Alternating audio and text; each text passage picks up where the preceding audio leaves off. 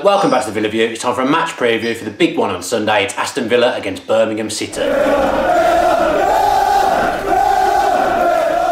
So going into this one then, Dan, Birmingham probably on the best run they've been on in a derby game that we've played against them. Are you nervous at all for this one? It's going to be something that can come back and absolutely haunt me, but no, not really. I don't know why. No, I'm not. I should be. I'm just not for some reason. Maybe I'll wake up on Sunday and feel a bit nervous. I imagine I will on Sunday, but at the moment I think I've just got quite big faith in Dean Smith and the lads that I think they're going to turn it on Saturday. Obviously, on Sunday I can't get that day right, can I? Are you nervous? Not at the minute, like you say, no, not really. To be honest, I haven't really given it that much thought. I've seen a few tweets saying like it sort of takes up your whole week, that you can't stop thinking about it. But I'm not really one of those fans to wake up in the morning and think about the derby game that's coming up on a Sunday. Like it'll happen, and like you say, on the day I'll be probably not even just on the day, but in the lead up to kick off, when I'm actually in the ground, I'll probably start to think then, okay, I really don't want to lose this now, and that feeling in your stomach. But as of today, now we're sitting down to record this and I'm actually thinking about it a bit more. I'm like, yeah, okay, it's coming up, but I wouldn't say nervous, no.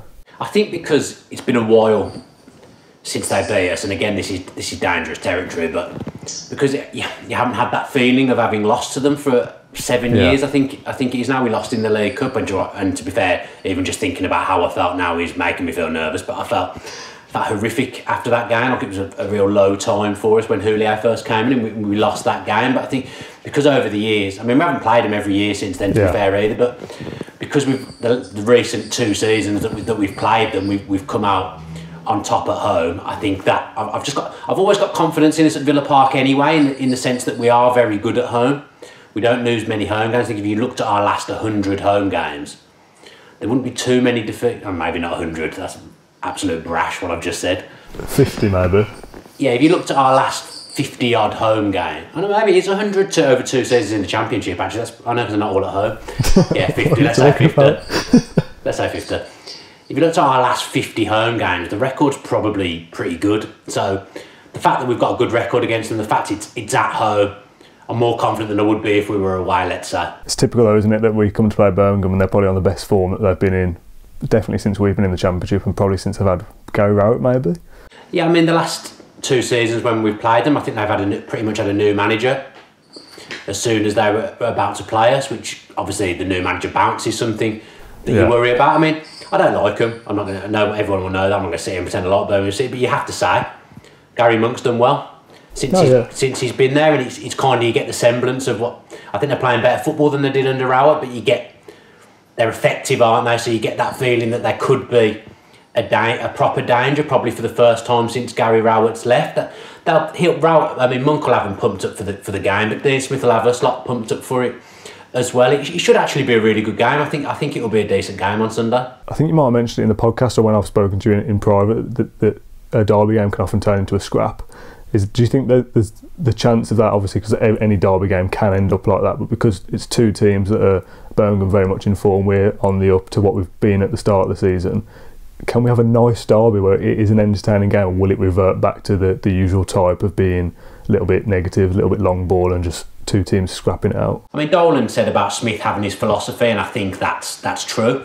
I don't think he'll go in there and say let's rough them up a bit. He'll be there, let's play our game, let's play football. But in any derby game, there'll always be a scrappy element, so there'll be times in the game where it turns in to a bit of a scrap, but we've got people that can mix it as well. You'd say if it went to a scrap, it suits them a bit more. They're probably a bit more streetwise than we are, I would say, for that element. But I think we're the better footballing side, although every time I've seen Blues, which isn't often, on telly this season, I don't think they won either game. I think they might have drawn both games. I watched them on a Friday night, but they actually played well. So I think they're probably a better team, a better footballing side than most will think. But I think we're the better football side. Yeah, I'm just looking at the league table now, and obviously level on points at the moment, both on 24. This is probably the first derby game in a while where both teams are actually playing for something and being so close together that I can remember anyway. For them, a chance to go above us, it seems to be quite a big thing, so they can spout out the mind the gap. I mean, to be honest, there's no point saying that till the end of the season, in all honesty, because it can only come back and bite you. But for them, like being above us seems to be quite a big thing to them, whereas I think we're more like, well, let's see what happens at the end of the season, because I think we'll get better as the season goes on.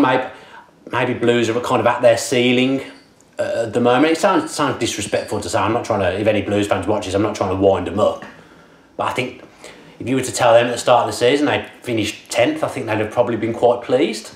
Yeah, whereas if you they're said, definitely overachieving. Yeah, if you said, I think that would be an overachievement, because you'd look at the stone cold facts of it.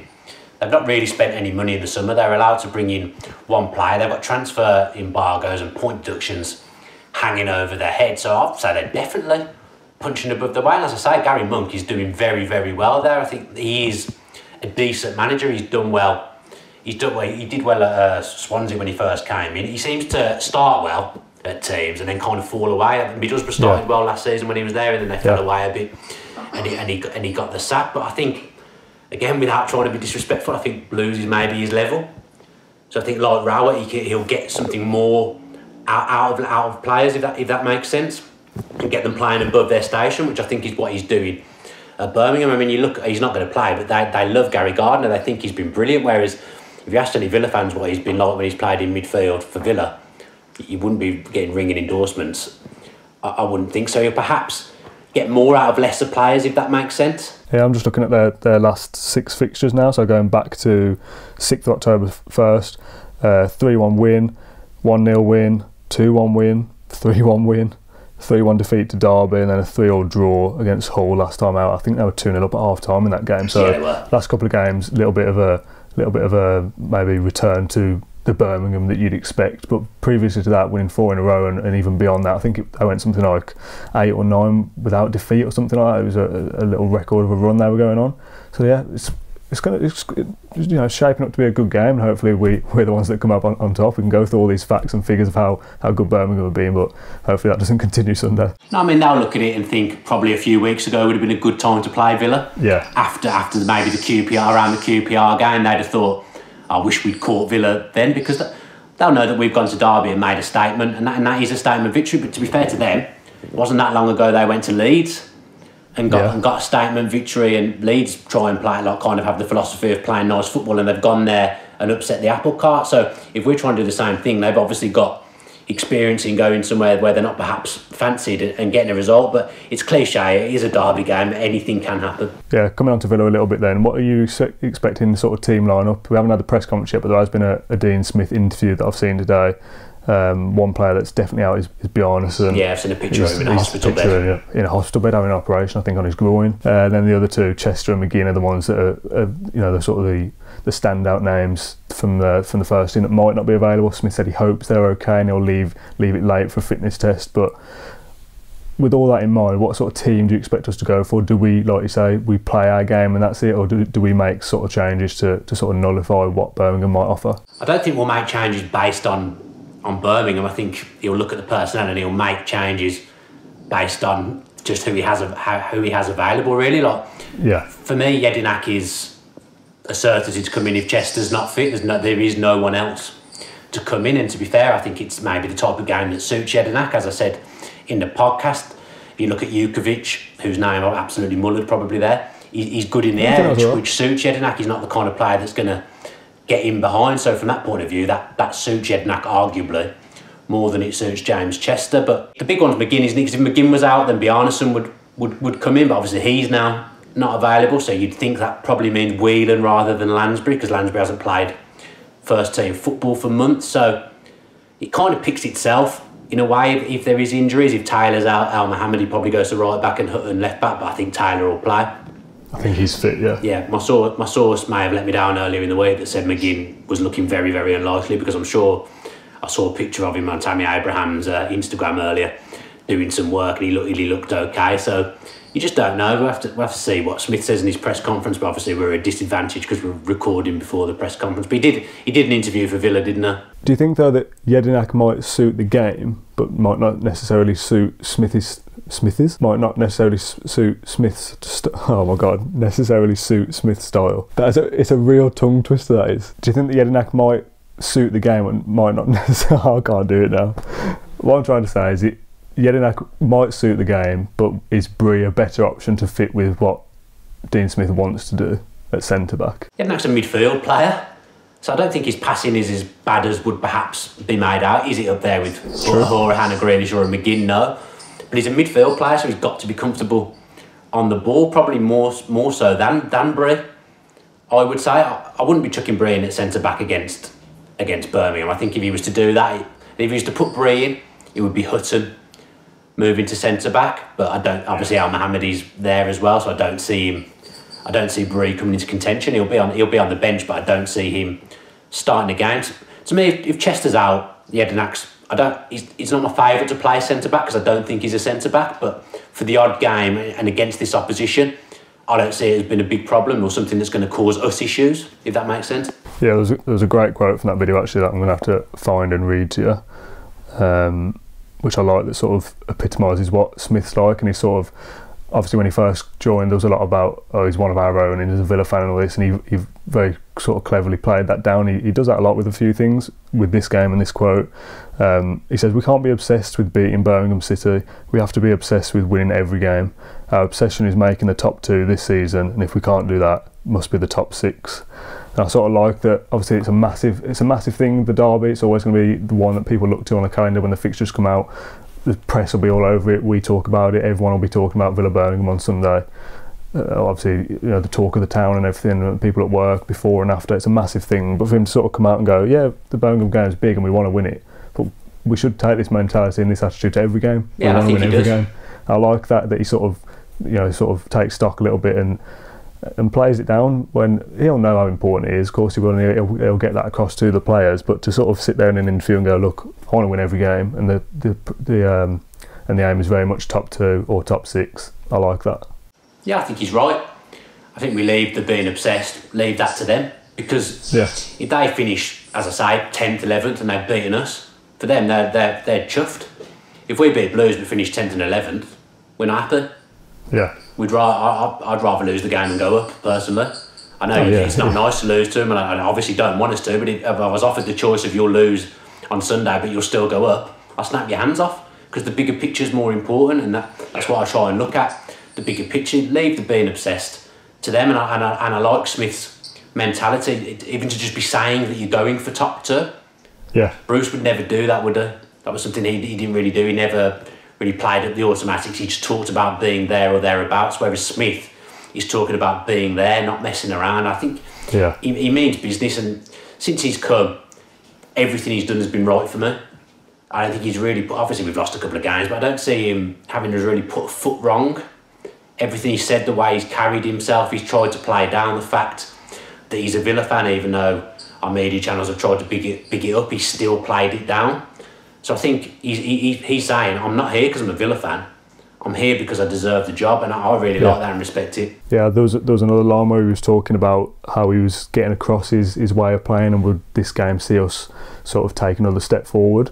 And I liked how he sort of said something. I think he said that the players are getting used to our style, his coaching style, rather than coming in and going, oh, I've got to just deal with what I've got. He's coming in and going, no, I want to play this way, and if you don't suit that, you won't play. And he's drilling that into them, and he wants hard work, he wants commitment, he wants people doing the jobs that they're supposed to do in the right positions. And over time, like we said when he first came, we will see the fruits of that, and hopefully this Sunday will be much like the derby game where we look unstoppable. Yeah, and again, it's something I like. I find it quite interesting. I find him interesting. I find a lot of what he says interesting, the ways he works. I find interesting as well that a lot of managers would come in and assess the squad, and obviously he's got attacking wise, he's got a very good squad.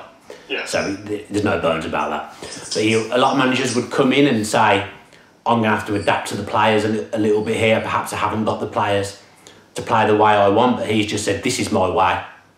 If you can't hack my way, the chances are long term you won't be here. For the short term, I might still have to use you, because obviously when you have injuries and stuff, you have to use people. But if you can't play, when you look at Horahan playing as the deepest midfielder, and you look at when he played deep last season for us, it kind of took him out of the game.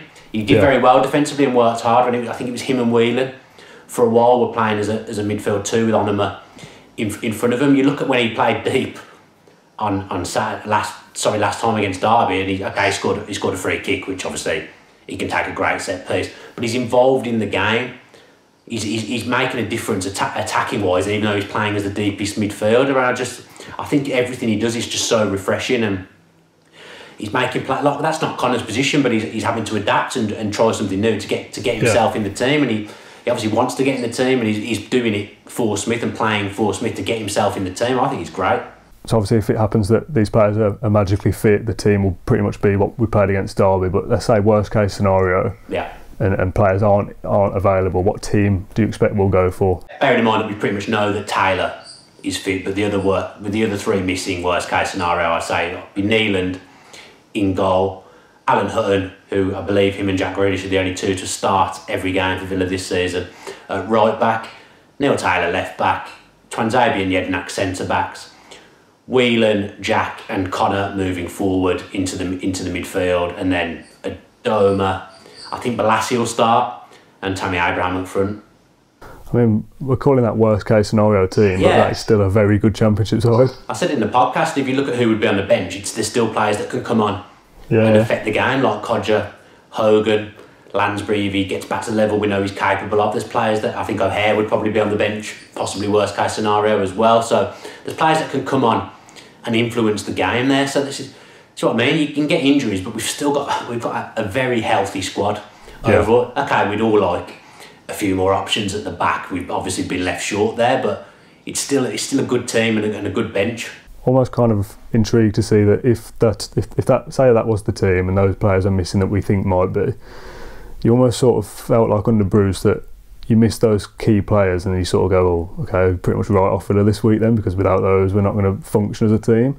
I'm sort of intrigued to see whether with Smith, because it's about his style and about his way of playing, that the personnel doesn't really matter too much, that they're still going to try and play the same way with whoever's there. Whether losing those players will affect us as a unit as much as it would have done under Bruce, that we just fall apart because X player isn't playing. Maybe under Smith now we still continue to have the same practices and the same sort of set pieces and the way they go about things. Maybe those injuries aren't as damaging as they could have been. I mean, you're going to get injuries in suspensions. Obviously, McGinn's a big one because he's been playing very well. If he was out, you'd just think Bjarnason's going to come in for him. But if he's injured as well, so that's two players who would play if the other was out, if that makes sense. Then that's not great. Obviously, that is going to affect us because he doesn't play in the same way as a Bjarnason or a McGinn. That's not his fault. He's getting on a bit, and that's not the way he plays. That's fair enough. So you can't expect him to come in and be running up and down on McGinn because it's not going to happen. So it does affect you a little bit, but he can offer stuff and know-how in other ways. He played very well against Blues last season in the away game. I think he was man of the match, if my memory serves me correctly. So although he won't be playing the same, he's got use. You'll miss players, but you'll get injuries and suspensions through the season. It's part and parcel. Blues have got doubts and injuries and players they're going to miss. So just whoever makes the best of the occasion, isn't it? So I actually can't remember what I predicted at the start of the month for this game, so I'm just going to have to totally make it up. I'm obviously going to go with the Villa win though, head, heart, whatever. I can't not predict Villa to win. So I'm going to go with what sounds to be a fairly comfortable 2-0, but it won't be. It won't be comfortable. I mean, my memory's completely deserted me as well, so I can't remember what my podcast predictions were, but I'm 50% sure that I went 1-0. So I'll stick with that. I'll go 1-0 to Villa, and I'll go with Jacko to fulfil his childhood dream and score. I'm pretty sure I've predicted that the last 2 years, so I'll probably put the curses on him, but maybe it'll come through one day. Oh, can you imagine that feeling of being in the ground and he scores the winner like late on? I'll be chuffed. Imagine that. I'll be in tears, mate. So that's it for today's match preview. Thanks ever so much for watching. If you have enjoyed our Derby Day preview, then make sure you're giving it a like and comment below with your predictions and thoughts ahead of the game. If you're not already subscribed to the Villa View with your post notifications on, if you could do that, that would be absolutely fantastic. We all really appreciate the support you give us. Rollo and myself will be there outside the Holt end after the game to do fan cam, so make sure you come in and talk to us after the game, and hopefully we'll be celebrating 3 points to the mighty Aston Villa Football Club. If you haven't watched the podcast from this week, then make sure you're checking that out. Dolan and myself were in the booth basically talking about the Birmingham City game in more detail, so go through and check that out and watch out for him doing his hair at the start of the video. Thanks again for watching. See you on Sunday. Up the Villa. If you enjoyed that video, why not watch another? Click the video choices on screen now to go and watch them in full. Be sure to subscribe to the channel by clicking our logo there on the left. Easy peasy.